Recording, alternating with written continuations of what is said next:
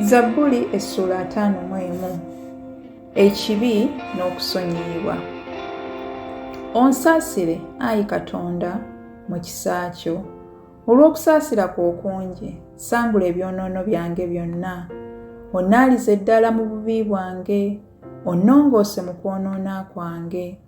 Kubanga njatula ebyonoono byange, n'ekibi kyange kiri mu maaso gange bulijjo. Ggwe wekka gwe nayonoona, ne nkola ekibi mu maaso go. Obeere omutuukirivu bw'oyogera, osinga omusango bw'osala.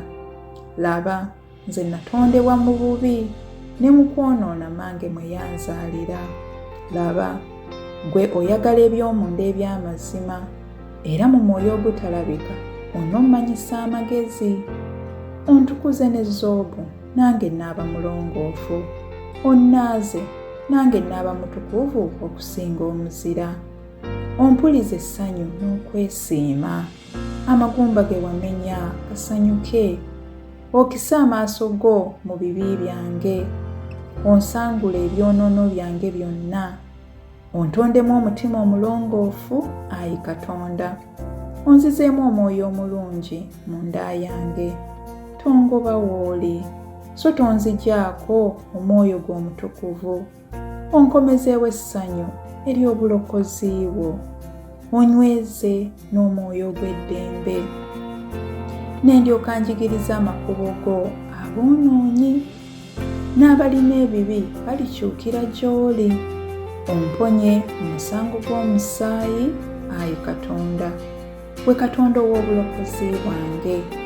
Olulimi lwange luliyimba nnyo obulokozi bwo. Ayi Mukama, yasamya emimwa gyange, n'akamwa kange kalyolesa ettendo lyo. Kubanga tosanyukira ssaddaaka, nandizikuwadde.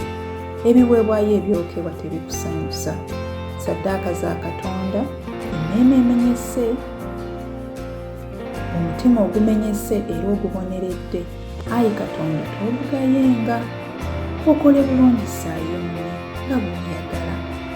Okolere Yerusaalemi bbugwe, n'olyoka osanyukira ssaddaaka ez'obutuukirivu, ebyokwokya n'ebyokwokya ebiramba.